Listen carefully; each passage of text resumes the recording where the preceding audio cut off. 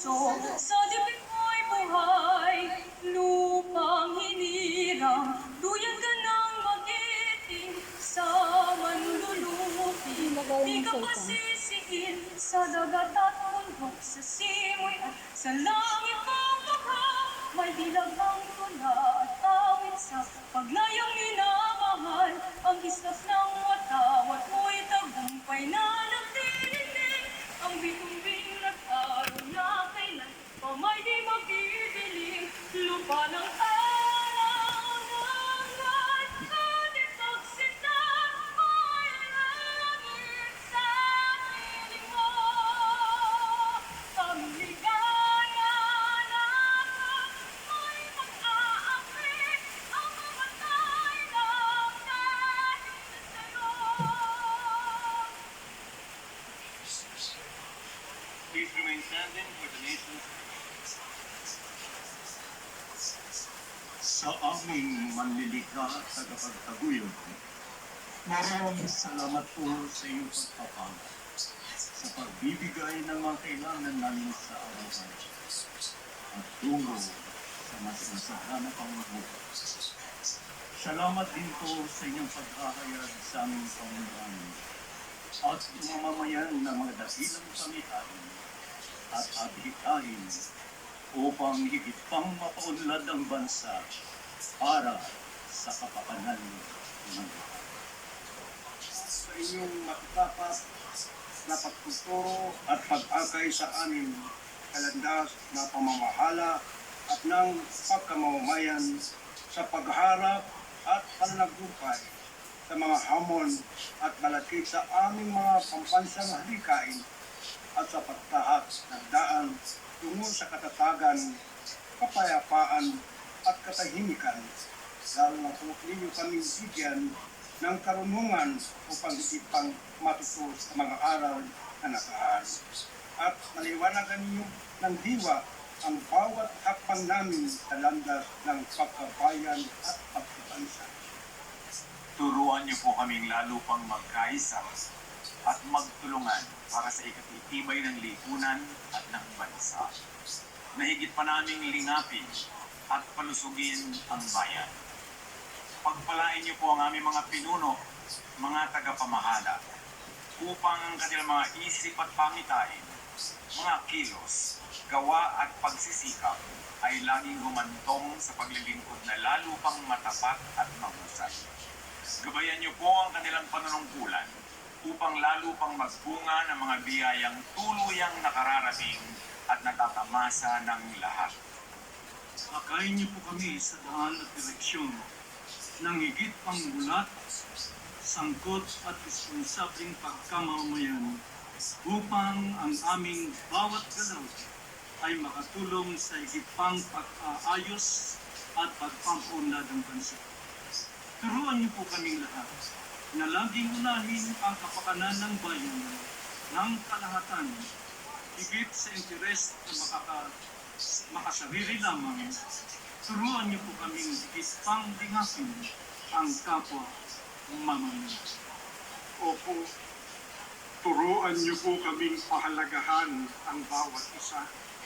At sa aming demokrasya, nawa po'y laging mangibabaw ang ikabubuti ng higit na marami at nawa po laging maghari ang kapayapaan.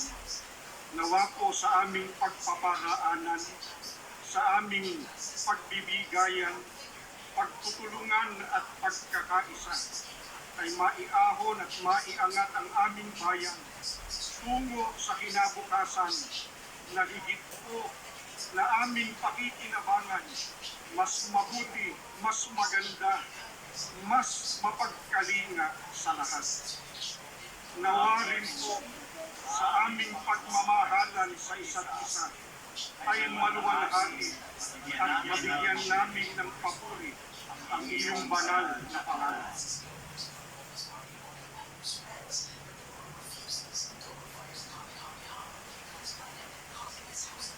Ladies and gentlemen, honorable members of the Congress of the Philippines, His Excellency Ferdinand Romualdez Marcos Jr., President of the Republic of the Philippines.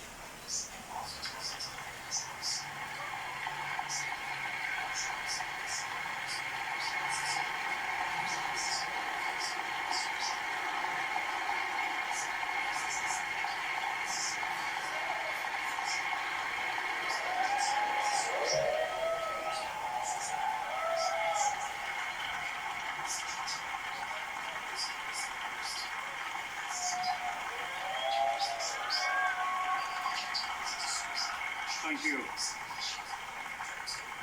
Allow me to greet the former presidents who are with us here today, President Joseph Ejercito Estrada and President Gloria Macapagal Arroyo, Senate President Chis Escudero, and the honorable members of the Senate, House Speaker Martin Romualdez, and the honorable members of the House of Representatives, Chief Justice Alexander Gismundo, and the Honorable Justices of the Supreme Court, His Excellency, the Most Reverend Charles John Brown, and the esteemed members of the Diplomatic Corps, Executive Secretary Lucas Bersamin and the members of the Cabinet, of course, the First Lady Luis Araneta Marcos,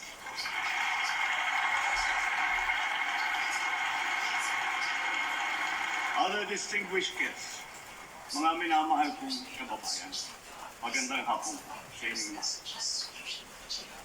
The hard lesson of this last year has made it very clear that whatever current data proudly bannering our country as among the best performing in Asia means nothing to a Filipino who is confronted by the price of rice at 45 to 65 pesos per kilo.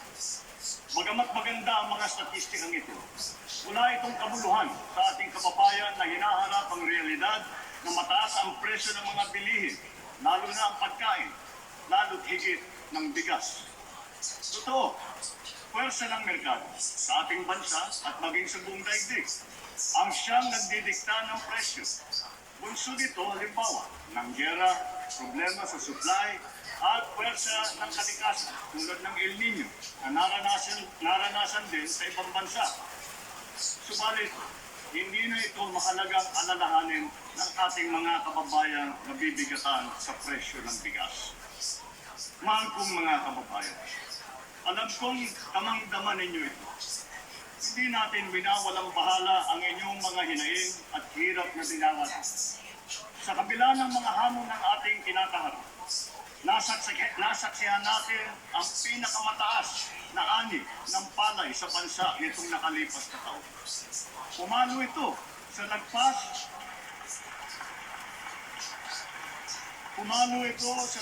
20 milyong tonelada, ang pinakamataas na ani mula noong 1987. Gayunpaman, ang ani na ito ay katumbas lamang ng 13 milyong tonelada ng bigas. Kulang pa rin ito para sa ating pangangailangan na 16 na milyong tonelada ng bigas, kung kaya't napipilitan tayong mag-angkat. Ngunit, lokal na produksyon pa rin ang ating mas bibigyan ng halaga. Kaya patuloy nating sinusuportahan ang sektor ng agrikultura upang mapabilis, mapadali at mapalakas ang produksyon mula sa pagpunla, pag-ani at paghuli hanggang sa pagbiyahe at pagbenta upang maiwasan din